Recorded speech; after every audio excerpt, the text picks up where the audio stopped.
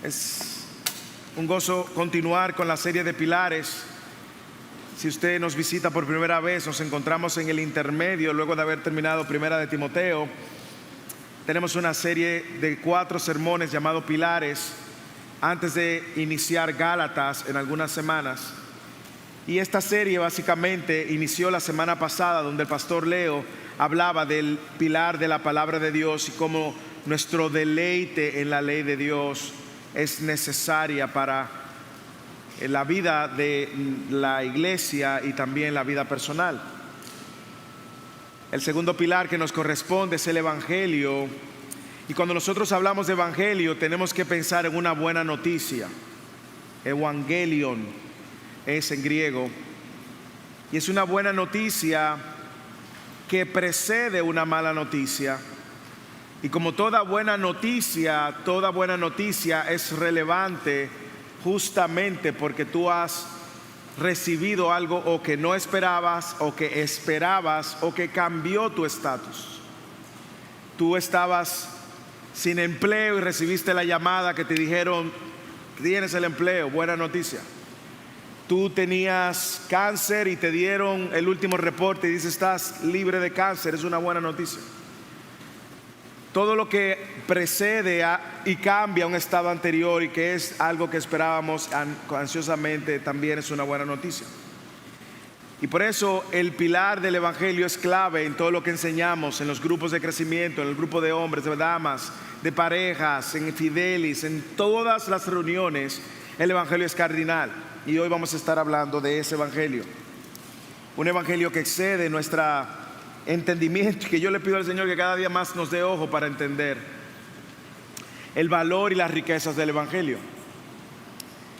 No sea que nos pase como este señor de una clase social pobre en Europa en el siglo XIX, que él en el siglo XIX, viviendo en cierta pobreza en Europa, él había ahorrado y vendido todo lo que él tenía porque se había enterado que en América, aquí en Estados Unidos, habían grandes oportunidades: encontrar la libertad, construir una vida digna para su familia, hacer familia aquí. Así que él vende todo lo que tiene, vende todos sus ahorros, toma todos sus ahorros y compra un ticket de en un barco que lo iba a traer desde Europa hasta América, buscando el sueño americano.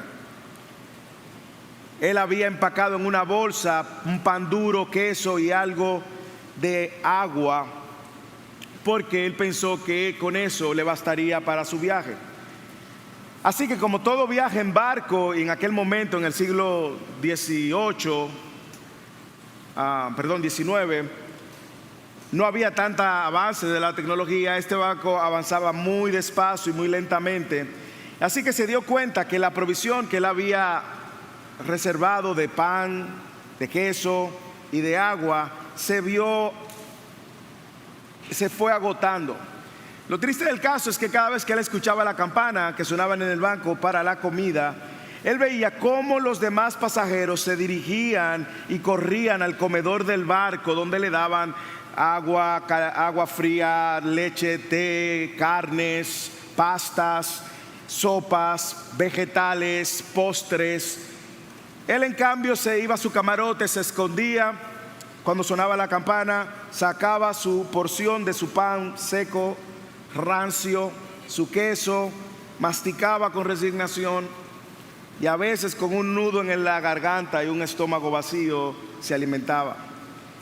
Así que ya cuando están llegando a América, a Estados Unidos, durante los últimos días de la travesía, un miembro de la tripulación veía que cada vez que tocaban la campana para el buffet, él se iba a su recámara y le dijo: señora, a usted nunca lo hemos visto comer en el comedor, en el buffet. ¿Usted está enfermo? ¿Usted tiene alguna dieta particular? Y el hombre, avergonzado, bajó su cabeza y dijo: simplemente no pude pagar el ticket con comidas y solo me alcanzó para el boleto. El otro tripulante de la embarcación lo mira, se sonríe y le dice: ¿cómo es posible? Usted no sabe que las comidas estaban incluidas en su ticket. Estaban incluidas al precio del pasaje. Y usted ha vivido todo este tiempo perdiendo el deleite de disfrutar de todo lo que el ticket incluía. Ha estado viviendo con hambre mientras todo había sido pago. Déjeme decirle qué tiene en común esa historia con nosotros. Tienen mucho en común porque muchas veces como cristianos no entendemos lo que el ticket del evangelio incluyó y vivimos nuestra fe cristiana comiendo pan rancio, duro y seco. Y se nos olvida cómo este evangelio es un evangelio lleno de la gracia. Es un evangelio que trae consigo el banquete completo y una cena nada más y nada menos que con el autor, el Salvador, el creador del Rey de los cielos y la tierra, el Rey de reyes y Señor de señores. Y el tema del evangelio es tan crucial porque no entender el evangelio es vivir como este hombre en este barco. Vivir comiendo pan duro, queso seco y agua. Pero el texto de hoy persigue justamente lo contrario, mostrarnos las riquezas del evangelio de la gracia para ayudarnos a nosotros vivir un evangelio de la gracia en abundancia, vivir una fe en plenitud, conforme Dios así lo pensó cuando envió a sus hijos a salvarnos. Así que el sermón de hoy lleva ese título, el evangelio de la gracia. Y la idea que este texto quiere transmitirnos, que abracemos y que mastiquemos y que pensemos y que repensemos y que revisitemos es esta. El evangelio de la gracia nos recuerda que por la gracia inmerecida de Dios somos salvos para vivir plenamente en la nueva vida que Cristo nos da. Lo voy a repetir. El evangelio de la gracia nos recuerda que por la gracia inmerecida de Dios somos salvos para vivir plenamente en la nueva vida que Cristo nos da. Y ese evangelio es el que hemos estado enseñando desde el día 1 en esta iglesia. Ese evangelio es el que hemos estado compartiendo en los grupos de crecimiento, en las instrucciones de damas, en las reuniones de caballero, en el ministerio de niños, con los estudiantes también.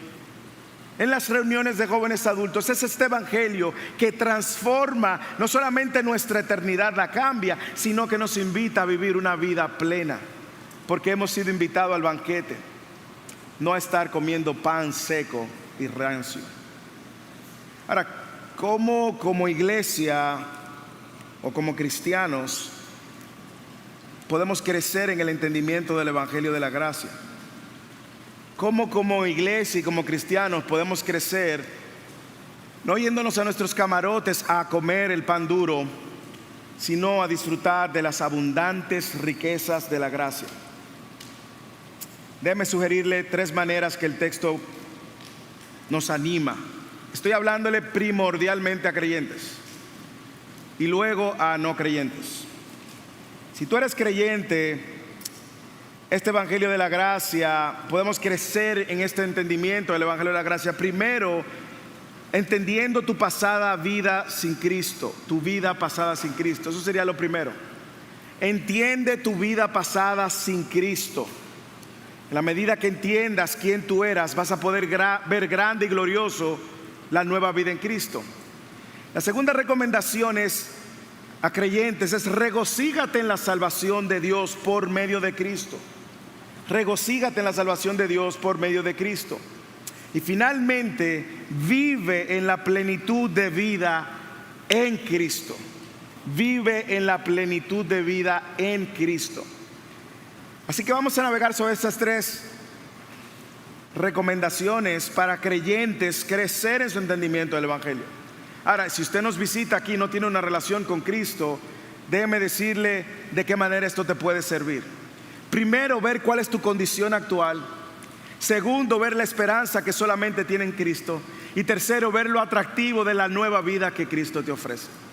Así que sea que tú nos visitas y no eres creyente, o sea que nos visitas y eres creyente, este texto de hoy es para cada uno de nosotros. Así que vamos juntos a ver primero cómo entender la vida pasada sin Cristo, versículo 1 al 3. Entiende tu vida pasada sin Cristo. Versículo 1 al 3. Abra su Biblia en primera, no en primera ya terminamos Timoteo, en Efesios capítulo 2. Dice el texto lo siguiente: y Él les dio vida a ustedes que estaban muertos en sus delitos y pecados, en los cuales anduvieron en otro tiempo según la corriente de este mundo, conforme al príncipe de la potestad del aire, el espíritu que ahora opera en los hijos de desobediencia. Versículo 3: entre los cuales también todos nosotros en otro tiempo vivíamos en las pasiones de nuestra carne, satisfaciendo los deseos de la carne y de la mente, y éramos por naturaleza hijos de ira, lo mismo que los demás. Mira el cuadro que Pablo está presentándole a esta iglesia de Éfeso para que entiendan y puedan ver con mayor grandeza la obra de Cristo. Y estos versículos del 1 al 3 describen la condición primero de toda la humanidad, todo aquel que nació después de Adán, luego de Génesis 3:15. Ahí estábamos todos, o es la condición de todo aquel que está sin Cristo. Este es el cuadro. Sin Cristo, lo que Pablo está diciendo, escúchame bien, usted vive una desgracia espiritual. En pocas palabras, usted es un desgraciado. Vive sin gracia. No hay gracia. Suena fuerte, sí. Ahora, yo quiero que usted y yo naveguemos y mastiquemos juntos cómo lucía tu pasada, tu vida pasada sin Cristo. Lo primero es que el texto dice es que sin Cristo éramos muertos en vida. Es como la serie Walking Dead. Muertos en vida. Mira el versículo 1 como dice: y Él les dio vida a ustedes que estaban muertos en sus delitos y pecados.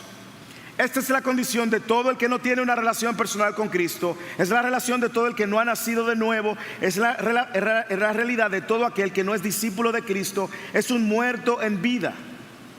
Muerto en sus pecados, en sus delitos, sus transgresiones. Pablo está usando un sinónimo aquí para delitos y pecados. Es una manera de él hacer un reénfasis. Son básicamente sinónimos. Sin embargo, es importante que usted vea que ambos delitos y pecados están en plural para recordarnos que no es un solo pecado, son muchos pecados. Usted y yo estábamos muertos en delitos plural, pecados plural.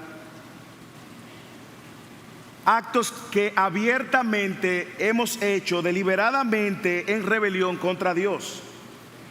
Actos en contra de la santidad de Dios, en contra de la justicia de Dios, en contra de la voluntad de Dios. Por lo tanto, hermanos, esto es una condición de muerte. Todos estábamos muertos en nuestros delitos y pecados. ¿Usted sabe lo que significa eso? Que aquí no hay gente buena. Aquí no hay gente libre de pecado. Ni el Papa, ni María Teresa de Calcuta, ni la Virgen María, ni nadie que usted conoce que sea bueno está exento de esta realidad. Todos estábamos muertos en nuestros delitos y pecados. Esto es una condición de desgracia. Déjame ponerlo de una manera más fácil. Yo quiero invitarte ahora probablemente al último funeral que tú asististe. ¿Ok? Cuando uno está en un funeral, uno ve un cadáver que yace en ese lugar. Y uno ve las personas llorar, los familiares, amigos cercanos, sentir. Pero ya no existe ningún tipo de comunicación, ni con el muerto y sus seres queridos, ni con los vivos y el que está muerto. Cuando Pablo está diciendo que estábamos muertos en nuestros delitos y pecados, lo que tiene que venir a la mente no es solamente una condición espiritual, porque usted se ve vivo. Y usted dice, pero yo estoy vivo, sano, saludable, yo no me siento muerto. No. Pablo está hablando espiritualmente. Tú eres un muerto en vida. Y Pablo lo que está diciendo es que así como tú no tienes ningún tipo de comunicación con alguien que está en un féretro, tú tampoco tienes ningún tipo de comunicación con Dios. Tú estás muerto espiritualmente. Estás separado de Dios como desde el Edén. Y Pablo dice que esa era la pasada condición de todo el que está ahora en Cristo, pero es la actual condición de todo el que no está en una relación con Dios por medio de Cristo. Así que sin Cristo es un muerto en vida. Cuando usted salga a la calle, vaya a donde vaya, sea una tienda o un mall, probablemente al estadio de soccer o de béisbol, usted va a ver muchas personas muertas en vida. Walking dead, zombie. Personas que no tienen ningún tipo de relación con Dios por medio de Cristo. Segundo, siga conmigo, sin Cristo tu pasada vida, tu vida pasada era perdido, tú estabas perdido. Usted estaba perdido, yo estaba perdido. ¿A qué nos referimos por perdido? Piense lo primero, ¿alguna vez usted se ha perdido? Que usted no anda en el camino, usted se ha perdido. Que le dan la dirección y usted se perdió. Dice, no sé dónde estoy. ¿A qué nos referimos con el hombre o la mujer perdido? Es una persona que no conoce el camino a Dios. Es una persona que no tiene ningún tipo de orientación porque cree que está bien. De hecho, más aún, hay algunos que dicen, como hablábamos hoy en Fidelis, no, yo tengo mi relación personal con Dios, Dios me conoce, mi papito lindo, Él sabe, Él me entiende. Bueno, si Cristo no está en el medio, no existe tal cosa. Pero mire cómo luce este perdido, porque no camina hacia Dios, camina entonces conforme a la corriente de este mundo. Ese es el camino que corre. Léalo en el versículo 2.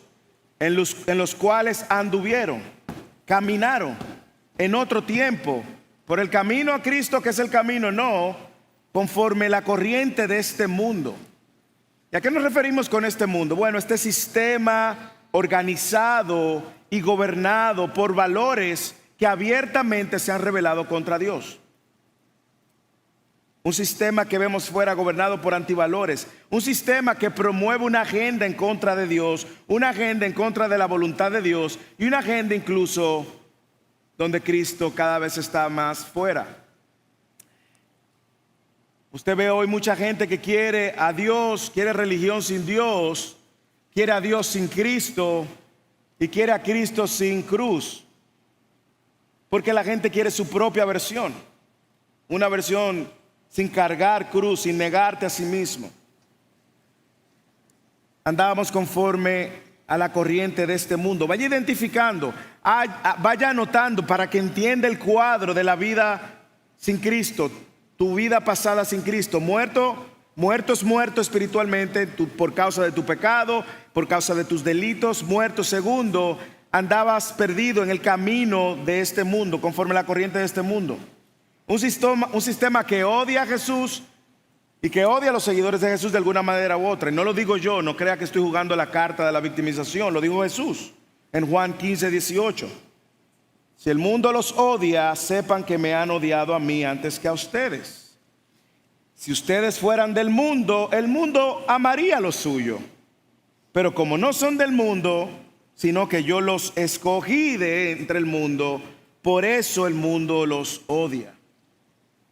Por lo tanto, una persona que está muerta en sus delitos y pecados va a ver el mundo atractivo y el sistema que el valor del mundo, de valores que el mundo le ofrece, va a abrazar la agenda del mundo, va a abrazar los valores del mundo, se va a hacer parte de los valores, lo va a promover porque está perdido. Así que sin Cristo el hombre sigue el camino del mundo. Aman al mundo, se sienten atraídos por las cosas del mundo. Su cosmovisión se alimenta de los valores del mundo, sencillamente porque está perdido. ¿Qué más? No solamente estamos muertos, sígame, mire la radiografía, no solamente estamos amando el sistema del mundo más que la propuesta y la cosmovisión de Dios, sino que también está bajo el dominio y la dirección de Satanás. Escuche, los cuales anduvieron aquí conforme a la corriente de este mundo y conforme al príncipe de la potestad del aire, el espíritu que ahora opera en los hijos de desobediencia. Lo que Pablo está diciendo, sin Cristo la humanidad sigue la dirección del gobernante del príncipe de los aires. ¿Quién es el gobernante del príncipe de los aires? Satanás. Está bajo el dominio de Satanás, está bajo el dominio del espíritu de desobediencia, y eso ha sido así desde el Edén. Yo no sé si usted lo puede entender, suena un poquito fuerte, pero Cuando usted piensa en eso, lo que estamos diciendo es lo siguiente, escuche bien. Si usted está sin Cristo, usted está bajo el dominio de Satanás, el diablo. Y no se sorprenda, Jesús le dijo así mismo a los fariseos: ustedes no me escuchan porque son de su padre, el diablo. Suena fuerte, pero es así. Un hijo de desobediencia, conforme al espíritu de desobediencia, dice Pablo. Una persona que claramente no le interesa obedecer a Dios, no le interesa hacer la voluntad de Dios, no le interesa seguir a Dios, sencillamente sigue la corriente del mundo y de sus propios deleites. El mundo entero está bajo el dominio. Satanás es el príncipe, Cristo es el rey. Satanás está haciendo lo que puede hasta que el rey vuelva. Primera de Juan 5:19 dice: sabemos que somos de Dios y que el mundo entero está bajo el poder del maligno. Pablo le llama también a Satanás el príncipe de este siglo en 2 Corintios 4. Sin Cristo, hermanos, el hombre está muerto, perdido, no puede obedecer a Dios. Esa es la condición de todo el que está sin Cristo y era la condición de todo el que estaba sin Cristo. ¿Qué más? Mira el versículo 3. Sin Cristo, el hombre es esclavo del deseo de la carne y de la mente. Y yo creo que aquí no podemos identificar mucho. Lee el versículo 3. Entre ellos también todos nosotros, Pablo lo incluye, en otro tiempo pasado vivíamos en las pasiones de nuestra carne, satisfaciendo los deseos de la carne y de la mente. No sé si usted puede entender. Pablo está diciendo: una persona que no es hijo de Dios va a hacer lo que le gusta, va a disfrutar lo que le gusta, va a darle rienda suelta a lo que le gusta, quiere tener una relación con un árbol, se va a casar con un árbol, quiere una relación con un perro, con un hombre, con una mujer. Él va a hacer lo que le gusta, anda bajo esclavitud de la carne y de la mente. Y mire lo que dice: era por naturaleza hijo de ira. Sería el próximo punto.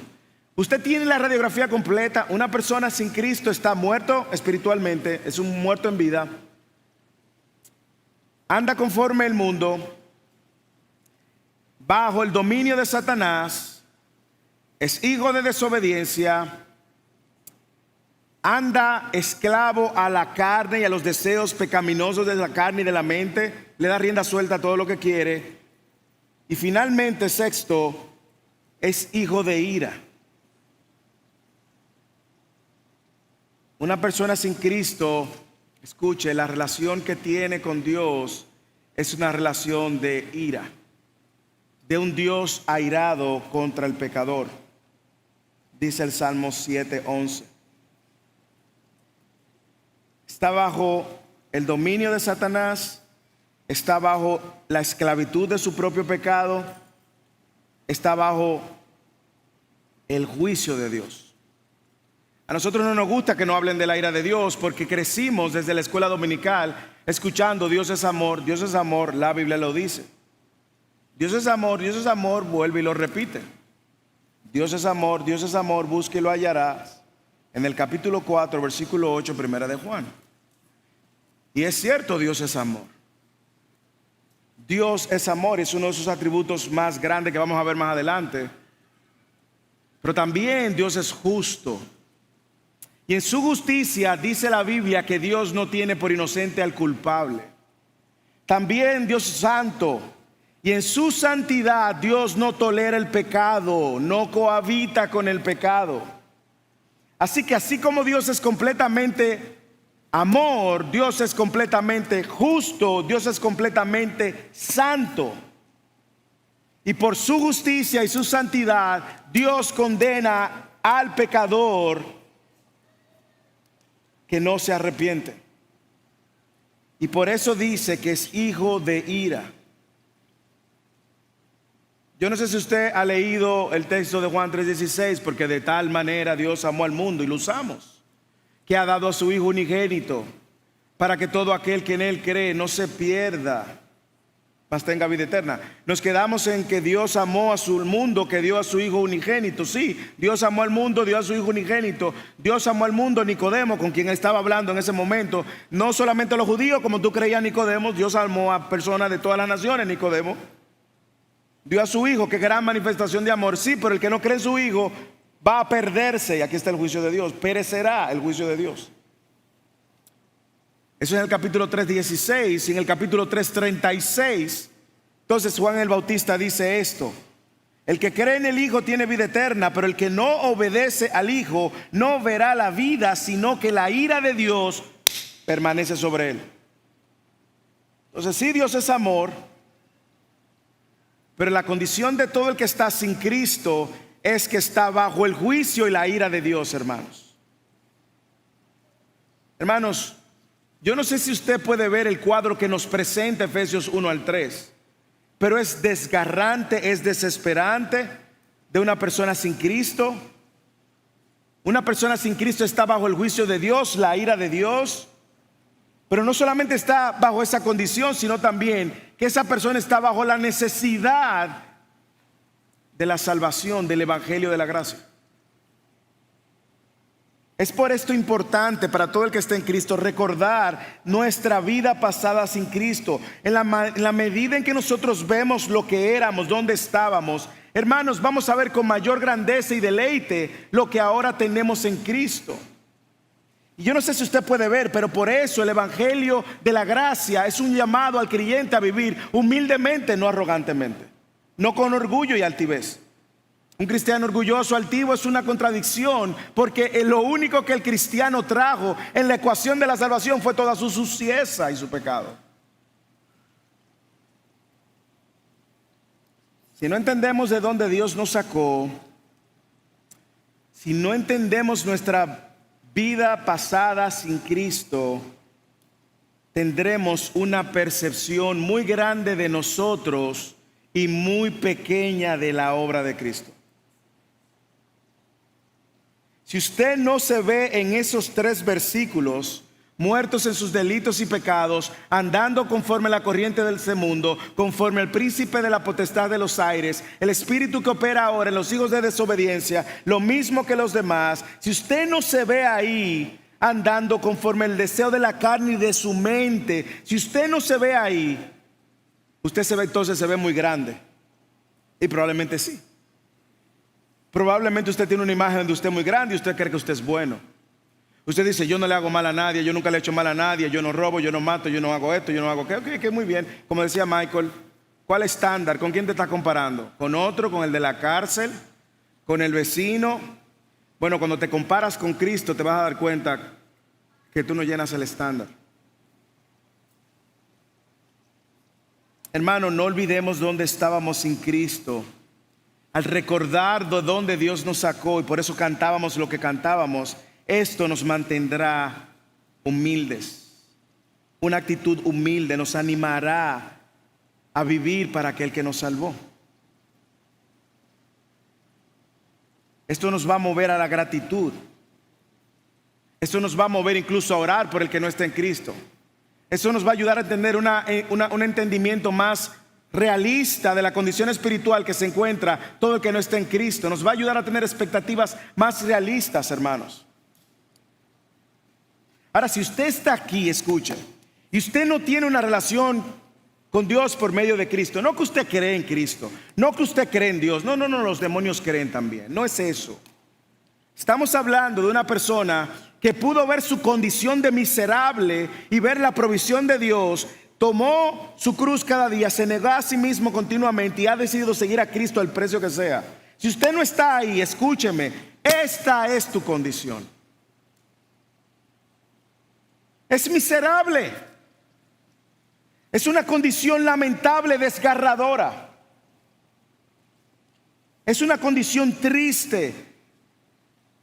Y es nuestra oración que tú puedas ver que de ahí no existe fuerza alguna, humana ni intergaláctica, que pueda sacarte de esa condición.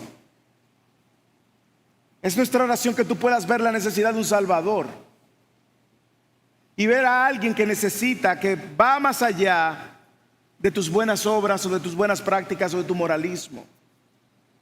No puedes y no podrás salir de ahí por tu propia realidad. Si tú estás en Cristo, recuerda, entiende tu pasada manera, vive en gratitud, vive en obediencia y de hecho baja los estándares. Eso te va a ayudar a entender al que no está en Cristo y esperar de Él cualquier cosa que no venga de Dios porque no está en Cristo. Eso te va a ayudar también a entender de dónde Dios sacó al otro hermano que está en Cristo y te va a ayudar a ser paciente incluso en la manera en que tú ves al hermano. Pero si tú no estás en Cristo, la única aplicación que puede aplicar a ti es: corre a Cristo, porque tu necesidad de Cristo es mayor que la que tú piensas. Y a veces nosotros pensamos: sí, no te apures, algún día yo voy a entregar mi vida a Cristo. Sí, no, mis amigos creen, mi esposa cree, mis hijos creen. Y a veces uno se cree como que puede jugar al tiempo con Dios. La Biblia le llama a esos necios. Tú no sabes el día que Dios va a mandar a buscar tu alma. Así que si usted quiere crecer en este entendimiento de la gracia, entiende tu vida pasada sin Cristo. Segundo, al que está aquí en Cristo, regocíjate en la salvación de Dios lograda por Cristo. Regocíjate, mira el versículo 4 al 7. Pero Dios, que es rico en misericordia, por causa del gran amor con que nos amó, aun cuando estábamos muertos en nuestros delitos y pecados, nos dio vida juntamente con Cristo. Y abre un paréntesis: por gracia ustedes han sido salvos. Y con Él nos resucitó y con Él nos sentó en lugares celestiales en Cristo Jesús, a fin de poder mostrar en los siglos venideros las sobreabundantes riquezas de su gracia, por su bondad para con nosotros en Cristo Jesús. No sé si usted puede ver, la ira de Dios no es el fin de la historia. No te quedes con una imagen de un Dios que está airado, molesto. No, esa no es toda la historia. La verdad sí es, como nosotros vemos, que no existe fuerza humana, escúcheme bien, para sacar a nadie de esta condición. No existen santos, no existen vírgenes, no existen buenas obras, no existe moralismo, no existe religión capaz de revertir la condición en la que el hombre se encuentra sin Cristo. No existe. No existe. Necesitamos la intervención de Dios. Mira el versículo 4. Pero Dios, aquí está el pero más grande de la historia, el pero más importante de toda la historia, el pero más grande de toda la Biblia, del cual todo cristiano tiene que regocijarse. Pero Dios, usted ve, el hombre no puede, pero Dios sí puede. Y como Dios sí puede, Dios es quien toma la iniciativa. Déjame darte algunas razones para regocijarte, por si tú no estás entendiendo de esta transición. Así como la de Romanos 5:8 que leíamos y cantábamos, pero Dios muestra su amor para con nosotros. Aquí está el pero más glorioso que tú vas a encontrar en todas las escrituras. Luego de mostrarte la bajez espiritual en la que tú te encontrabas, la incapacidad humana de poder salir de ahí. ¿Usted quiere una respuesta rápida? ¿Por qué existen tantas religiones? El hombre por su propio medio tratando de salir de esa condición. Y el hombre por sus medios no va a poder salir de esa condición. Pero Dios, déjeme darte algunas razones para regocijarte en la salvación de Dios por medio de Cristo. Razón número 1: regocíjate porque este evangelio de la gracia inicia con Dios. Dios siempre es quien toma la iniciativa. Dios siempre es quien ha tomado la iniciativa para salvar al hombre y sacarlo de su condición de muerto espiritualmente. El hombre no la puede tomar. Cuando usted la viene a tomar fue porque ya Dios la tomó. Nosotros, dice 1 de Juan, nosotros amamos a Dios porque Dios nos amó primero. Pero Dios, no el hombre, no la religión, pero Dios cambia la historia. Pero Dios cambia la condición. Pero Dios da vida al muerto. Segunda razón para regocijarnos, no solamente que Dios inicia la salvación, sino también que la gracia fluye del carácter de Dios. Regocíjate en este evangelio de la gracia porque fluye del carácter de Dios. Pero Dios, que es rico en misericordia por causa del gran amor con que nos amó. Un evangelio basado en Dios, en su carácter, en su esencia, en sus atributos. Desde ahí fluye entonces el evangelio que predicamos, el evangelio de la gracia. Y Dios es el tema de todo el pasaje, hermanos. El hombre no lo es Dios. Pero mire cómo Pablo ahora hace un énfasis en el carácter de Dios a propósito y usa esta palabra misericordia y gran amor. ¿Qué es la misericordia? Bueno, lo hemos dicho varias veces. La misericordia es usted no recibir el castigo que usted merecía. Mire que el versículo 3 dice: hijos de ira, pero Dios, por causa de su gran amor, pero Dios, que es rico en misericordia. Entonces ahora Dios no me da el castigo que yo merecía por haber violado la ley de Dios y haber transgredido a Dios. Su misericordia. Dios está siempre listo para extender su misericordia. Actúa a favor del hombre, dándole y extendiéndole su misericordia. Y luego dice, por causa del gran amor. Mire cómo Pablo le añade un adjetivo: gran amor, no cualquier amor. Gran amor con que nos amó. ¿Cuál es ese gran amor con que Él nos amó? ¿Cuál es ese gran amor? Bueno, Jesús dijo: nadie tiene un mayor amor que este, que uno que dé su vida por sus amigos. ¿Cuál es el gran amor? El gran amor, sin duda alguna, es la manifestación de la obra de Cristo a favor del pecador que no merecía salvación. Romanos 5, 6 a 8 que leíamos. Pero mientras aún éramos débiles, a su tiempo Cristo murió por los impíos. Porque difícilmente habrá alguien que muera por un justo, aunque tal vez alguno se atreva a morir por el bueno. Pero Dios demuestra su amor para con nosotros en que Cristo, aún siendo pecadores, Cristo murió por nosotros. Yo creo que usted y yo tenemos que regocijarnos en este evangelio de la gracia, no solamente porque inicia con Dios, no solamente porque fluye del carácter de Dios, es que es la manifestación del gran amor de Dios y de la obra de Dios por medio de Cristo. Miren lo hermoso de este texto. Es una excelente excusa o un excelente argumento para destruir cualquier argumento de gente que dice: no, es que yo voy a entregar mi vida a Cristo, pero tengo que arreglar algunas cosas primero. No, es que yo no quiero vivir una vida hipócrita, yo tengo que dejar algunas cosas. Hipócrita 2 veces. No vas a poder por tu propia fuerza dejar nada. Lo que el texto alude es que Dios salva a pecadores como tú y como yo. Regocíjate en este evangelio de la gracia, porque Él nos ha dado vida con Cristo. Mira el versículo 5. Aun cuando estábamos muertos en nuestros delitos, nos dio vida juntamente con Cristo. Nos dio vida juntamente con Cristo. ¿Cuál era el estado anterior? ¿Cuál era? Muertos. Estábamos muertos, hermanos, muertos. No había manera alguna de cambiar esa condición. Muertos. ¿Cuál es el estado ahora? Vivos. Pero por medio de nuestro esfuerzo, no por Cristo. Y dice, abre un paréntesis, por gracia. Este evangelio nos recuerda que la salvación es un regalo, es por gracia. Es sencillamente recibir algo que nosotros no merecíamos. Si la misericordia es no recibir el castigo que sí merecíamos, la gracia es recibir la salvación que no merecíamos.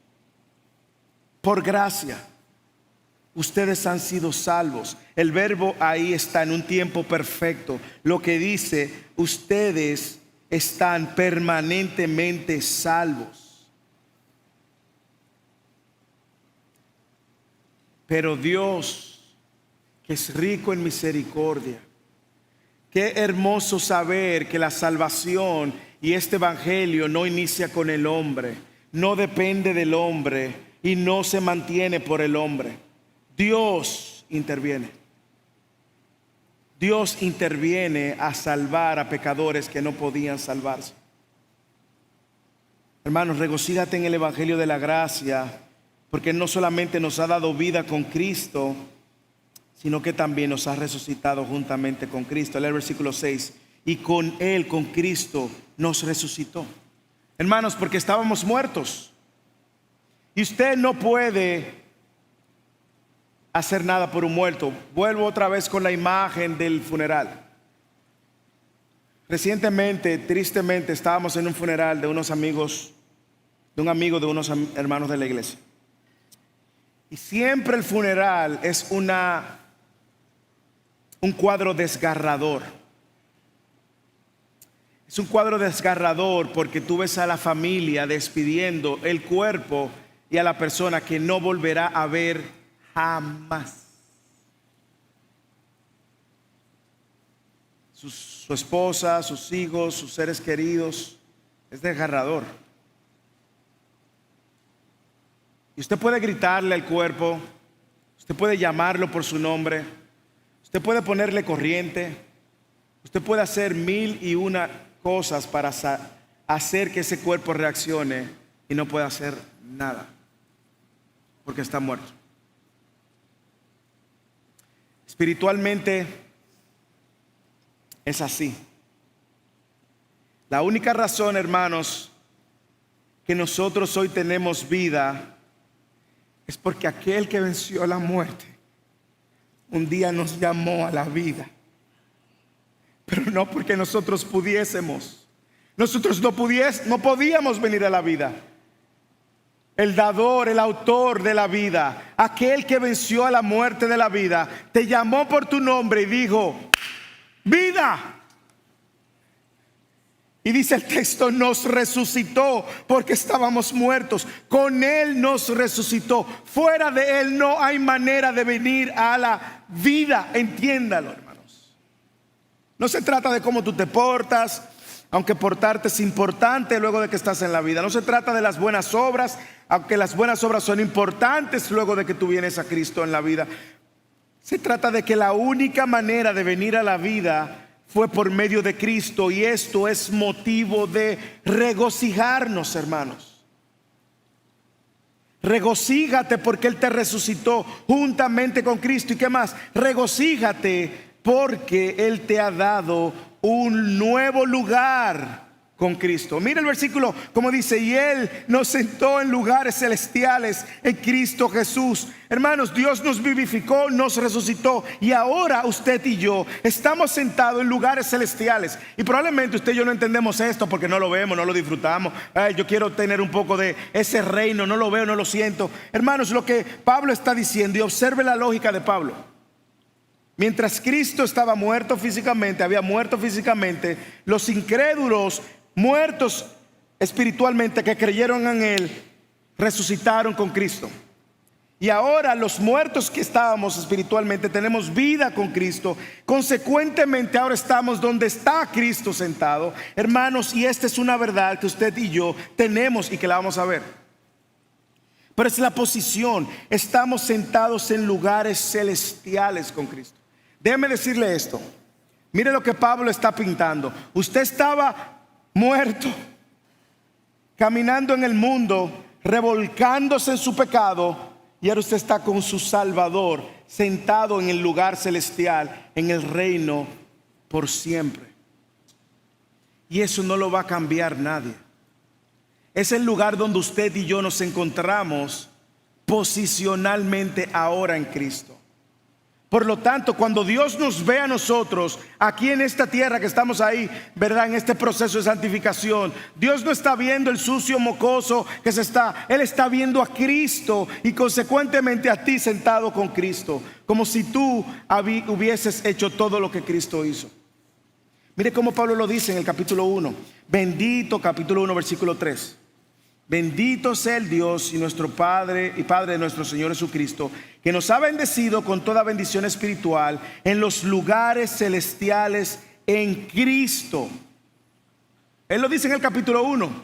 En el versículo 20 otra vez del capítulo 1 dice, desde el 18 él dice: mi oración es que ustedes, sus ojos sean iluminados para que sepan la esperanza de su llamamiento, las riquezas de la gloria de su herencia, la extraordinaria grandeza de su poder para con nosotros, lo que creemos, conforme a la eficacia de la fuerza de su poder.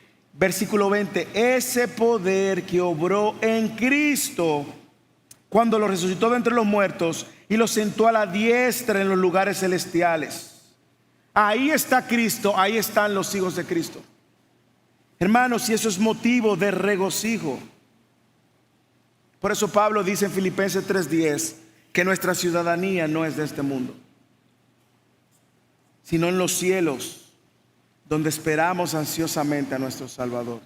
Hermanos, este es el poder que ha operado en un muerto espiritualmente y que ahora tiene vida y ahora ha sido resucitado con Cristo y ahora está sentado con Cristo. Ese es el poder que ha operado en los hijos de Cristo. Por lo tanto, hermanos, regocíguese. Hermanos, esto no es glorioso. No es glorioso saber que Dios tomó la iniciativa cuando yo no podía. No es glorioso saber que Dios me ama por lo que Él es, no por lo que yo soy, por la esencia de su carácter, su amor y su misericordia. No es glorioso saber que Él me dio vida cuando yo estaba muerto y no podía salir de esa condición. No es glorioso saber, hermanos, que ahora yo estoy sentado con Él, a la diestra de Él. Hermanos, regocíguese. Y regocíguese más aún, porque la gracia que Él nos ha dado y nos ha extendido trae consigo abundantes riquezas. Lea el versículo 6, 7. A fin de poder mostrar en los siglos venideros las sobreabundantes riquezas de su gracia por su bondad para con nosotros. Ahora sus hijos están exhibiendo estas abundantes riquezas de la gracia. Esas riquezas de su gracia. Usted dirá, ¿cuáles son esas riquezas? Vaya conmigo al capítulo 1, rápido. Versículo 7. Mire cómo la va mencionando. Tendríamos que leerlo el 1, pero voy a mencionar algunos. 1:7. En Él tenemos redención mediante la sangre, el perdón de nuestros pecados, según las riquezas de su gracia. Según las riquezas de su gracia, que ha hecho abundar para con nosotros. Nos dio a conocer el misterio de su voluntad, según la buena intención que se propuso en Cristo. Y ahora en el 2:7 él dice que Él nos ha dado vida en Cristo, nos ha sentado con Cristo para que nosotros mostremos la sobreabundante riqueza de su gracia por su bondad para con nosotros. Hermanos, yo no sé si usted puede ver, esto no solamente se refiere a la salvación, sino que nos invita a extender esa misma gracia de manera sobreabundante a otros. Por eso es que para nosotros es un pilar, porque no solamente teoría lo que nosotros queremos que ustedes sepan, es que esto es un estilo de vida. Un estilo de vida que se entreteje en la vida de la iglesia y que nos saca de la cárcel del moralismo o del legalismo, del cual vamos a hablar en Gálatas. Mientras el legalista siempre está mirando hacia afuera y viendo las faltas en el de hacia afuera, el que entiende el evangelio de la gracia mira hacia adentro, ve lo que ha recibido por gracia y extiende gracia hacia afuera. Escucha, hermanos, no hay mayor riqueza para ningún ser humano en esta tierra. 1, que la salvación que Él nos ha dado por gracia, y 2, que abundemos en esta vida y este evangelio de la gracia.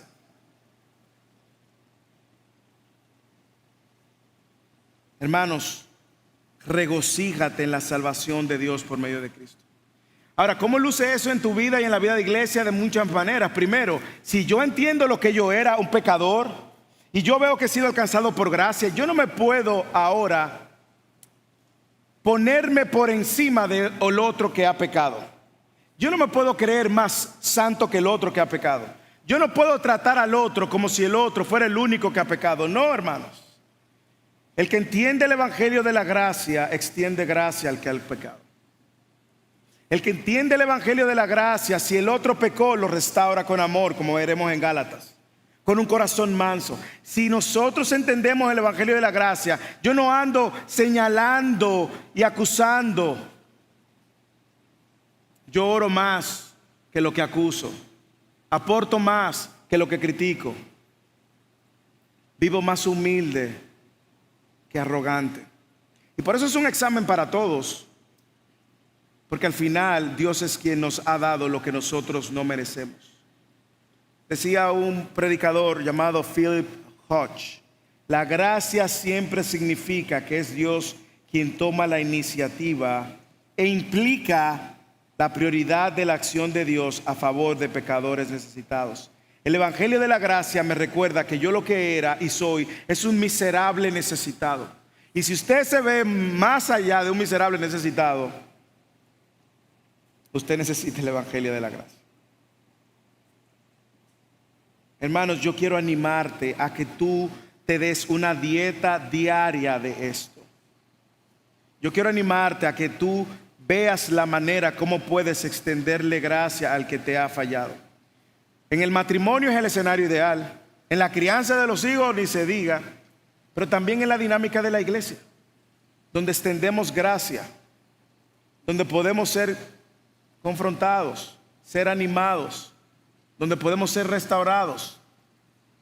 Es donde nosotros vivimos el Evangelio de la gracia, donde amamos al prójimo a pesar de sus faltas.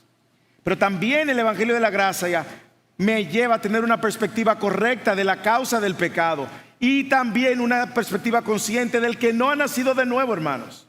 El que no ha nacido de nuevo no tiene sus afectos, su amor, su devoción por el Señor.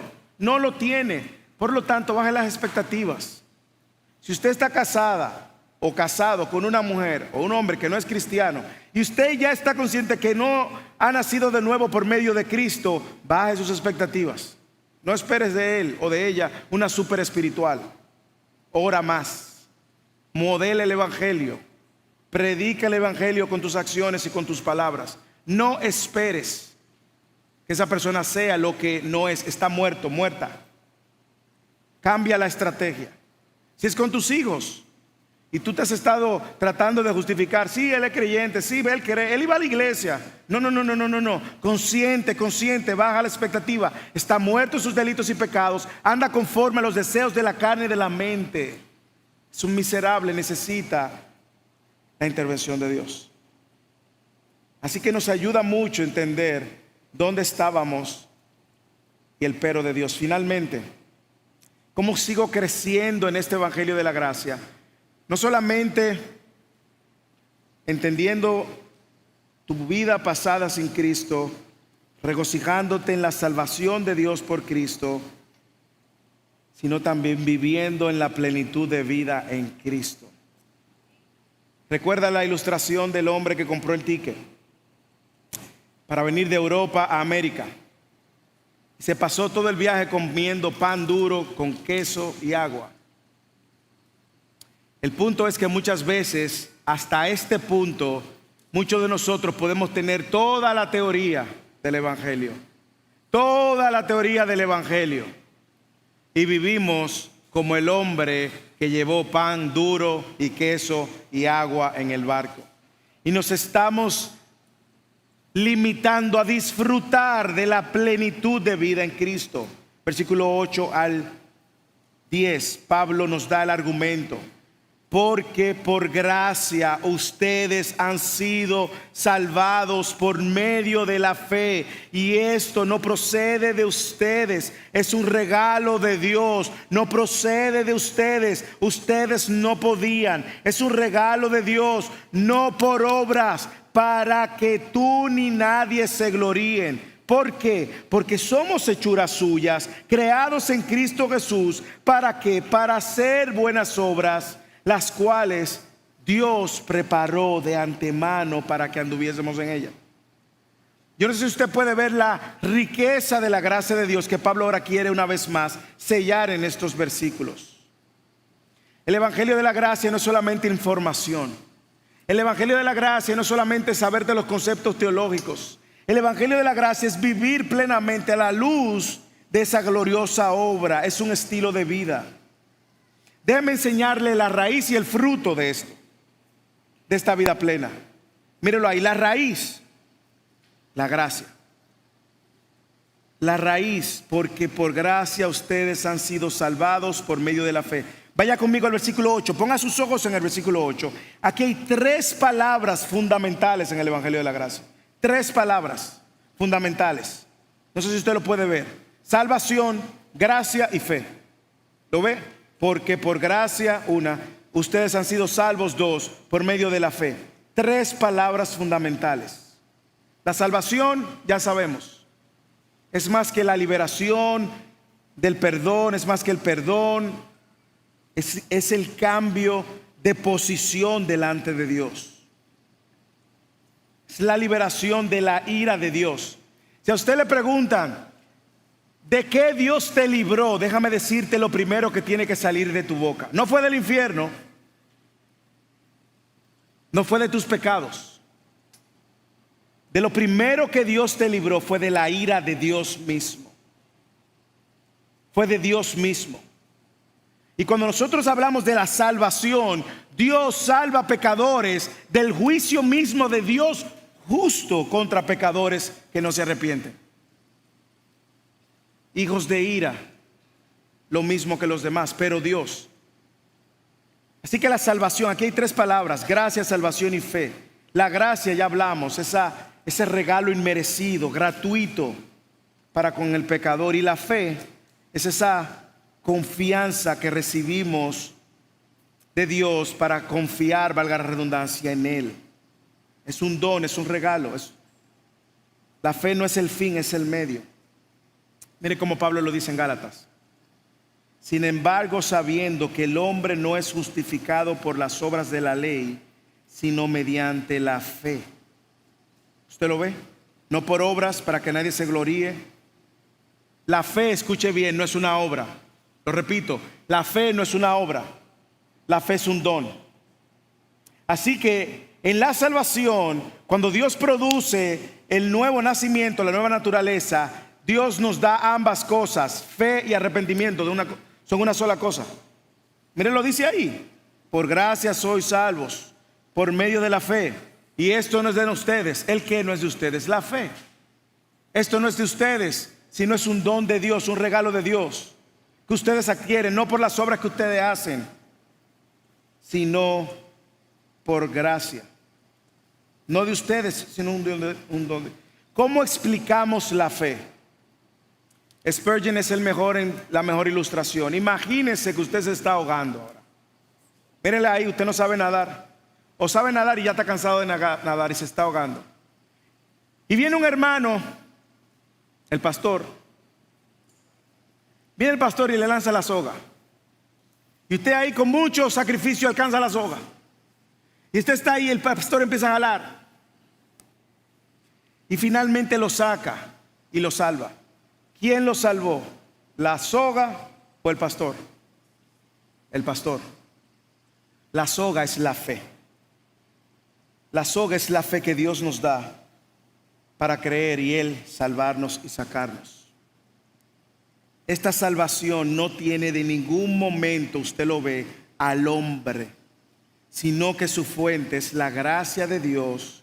La raíz es la gracia de Dios para con el pecador, de manera que el hombre no pueda jactarse. ¿Usted se imagina que usted fuera el protagonista de su salvación? Imagínelo. Usted dice, sí, yo fui, yo soy. No, porque yo hice esto. Ahora llegó usted al cielo. Sí, buenas. Sí, dígame, ¿qué usted hace por aquí? No, voy para adentro, voy para el cielo. ¿Así? ¿Por qué? No, porque yo hice esto, yo hice aquello, yo hice aquello, yo hice aquello. Ah, sí. Ah, pero usted entonces no, Dios no hizo nada. Usted es el digno de toda la gloria. Reciba la gloria porque fue usted que se salvó. Usted se autosalvó. Eso es lo que pasa con la mayoría de las religiones del mundo. El musulmán, el ayuno del Ramadán, orar 3 veces al día, hacer buenas obras, ir a la Meca una vez en su vida. Cuando muera, Alá va a poner en balanza sus obras y va a decir, ah, sí, hiciste buenas obras, entra al cielo. El cristianismo no. El cristianismo es una sola obra, la obra de Cristo, salvando a pecadores que estaban perdidos, sucios, y ahí Dios extendió su mano y los salvó por gracia, hermanos. Esa es la fe que recibimos para creer en el único Salvador. Así que no hay obras que hagan que yo me gane la salvación para que nadie se gloríe. Qué bueno que existe un texto como este. Así que la raíz es la gracia dada por Dios, que la vemos en esas tres palabras: salvación, gracia y fe. Pero el fruto de esa raíz está en los versículos 10 en adelante. El fruto es esta manifestación visible del evangelio de la gracia, estas buenas obras que fluyen de lo que Dios ya hizo en nosotros. Lee el versículo 10. Porque somos hechuras suyas, creados en Cristo Jesús. Mire para qué Dios a usted lo creó: para hacer buenas obras. En todo el Antiguo Testamento usted ve imágenes del hombre tratando de ganarse el favor de Dios y hacer buenas obras para el favor de Dios. Siempre se quedaba corto. Vino una obra, la única obra, la obra de Cristo, que llena el estándar de Dios, en la cual toda la ira de Dios encontró satisfacción, y Dios fue satisfecho, propició su ira sobre su Hijo, y ahora nosotros, sus hijos, vivimos caminando en estas obras para la cual Él nos creó. Obras que Dios preparó, mire cómo dice, las cuales Dios preparó de antemano para que anduviésemos por ella. El propósito, hermano, no es trabajar en ellas, sino andar en ellas. ¿Usted la ve? Dios la preparó y nosotros andábamos. ¿Cómo andábamos antes? Andábamos perdidos conforme el mundo, andábamos perdidos conforme los deseos de la carne. ¿Y cómo andamos ahora? En un estilo de vida diferente, en las obras que Dios ha preparado. Usted lo puede ver. Son dos vidas diferentes, son dos estilos de vida diferentes, son dos caminar diferentes. Uno conforme a este mundo y a Satanás, y otro conforme a las buenas obras que Dios ha preparado. Es ahí donde vamos a encontrar plenitud en esta vida y propósito. Yo no sé si usted escuchó la entrevista de Ted Cruz con Elon Musk, pero Ted Cruz, el senador de los Estados Unidos, preocupado por el avance de la inteligencia artificial y los robots, Ted Cruz le hace una pregunta de cómo estos robots y la inteligencia artificial de 5 a 10 años van a reemplazar la mano humana. Elon Musk responde: hay que verlo diferente, no como un medio vaso vacío, sino como un medio vaso lleno. Y estas son las palabras de Elon Musk: el gran reto para la humanidad va a ser encontrar propósito en la vida, sentido en la vida. Déjeme decirle, nosotros no tenemos ese problema. Porque mire lo que dice la Biblia, cuál es el propósito y el sentido de nuestras vidas. Fuimos creados, mírelo ahí, fuimos creados, hechura suya, una obra de Dios, para hacer buenas obras. ¿Cuáles? Nuevas obras, no. Las que Dios preparó de antemano para que ahora caminemos por esas nuevas obras, por esas buenas obras. Por lo tanto, es ahí, hermano, donde usted y yo vamos a encontrar plenitud y propósito en esta vida. ¿Usted sabe por qué muchas veces usted se llena de insatisfacción? Porque usted está tratando de hacer el propósito de Dios con obras meramente humanas y superficiales. Porque usted no está caminando en las obras que Dios de antemano preparó para que usted y yo ahora caminemos. Observe, lea y termino. Esta salvación no es del hombre. Esta salvación no es por las obras del hombre. La obra es de Dios, quien nos salva ahora y nos hace sus hijos, para que ahora nosotros, como sus hijos, vivamos en estas obras y le demos gloria a Él. Ahí está. Las buenas obras no son la base de nuestra salvación, pero son la evidencia de nuestra salvación. Por lo tanto, yo ahora puedo ver una persona que estaba muerto, ahora en vida, con afectos para hacer las obras que el Señor le llamó. No somos salvos por obra, el versículo 8 y 9 lo dice, sino que somos creados en Cristo para buenas obras, como dice el versículo 10. Por lo tanto, ahora yo camino en otra vida. Anteriormente caminaba en delitos y pecados, ahora camino en las obras que Dios ha preparado. Anteriormente estaba muerto bajo el juicio de Dios, ahora vivo plenamente para la gloria de Dios. Ese es el evangelio de la gracia. Hermanos, ¿usted lo cree? Hermano, ¿usted lo entiende? Hermano, ¿usted lo vive? Si usted lo cree y lo entiende, es nuestra oración que lo viva. Si usted lo cree, es nuestra oración que lo entienda. Pero al final, eclesía, el evangelio, es uno de los pilares de esta iglesia. ¿Usted recuerda la historia del hombre en el barco? No andes tu vida, si eres un hijo de Dios, comiendo queso, pan viejo y un poco de agua. El evangelio de la gracia es un banquete para que vivas los colores de las riquezas de esta salvación, que no se limitan ni al domingo, ni se limitan al entendimiento, sino a un nuevo estilo de vida. Pastor, ¿cómo yo pongo esto rápido en práctica? Hay alguien quien tú tienes que perdonar, el evangelio de la gracia te invita a perdonar. Hay alguien quien tú tienes que amar a pesar de su falta, el evangelio de la gracia te invita a amarlo. Hay alguien a quien tú tienes que restaurar, el evangelio de la gracia te invita a restaurar. Hay alguien a quien tú tienes que confrontar en amor, el evangelio de la gracia te invita a confrontar en amor. Hay alguien a quien tú tienes que soportar, el evangelio de la gracia te invita a soportar.